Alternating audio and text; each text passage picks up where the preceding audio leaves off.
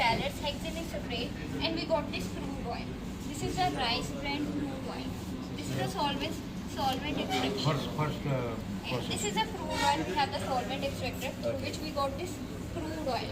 Okay, crude oil is we obtained from rice bran. This is the rice bran. This is the raw material. This is the rice. This is the raw material which will for the solvent. for the solvent plant. This is through hexane spray. We through these pellets we got this crude oil. Crude oil. Okay. Okay, this crude oil then goes to the 7 stages of refining. This is are the final product. This is the final product. This is the stages of the processing of the oil. This is the final product. This is the final. और ma'am These are the This is the step. this 7 step, steps. the 7 step. The process from the 7 step. 7 steps. Starting okay. from this side. Huh? Yeah, this is the solvent. This is the Solvent. refining. This is the refinery process. और ma'am gamma का Physical origin This is the physical. Physical refinery.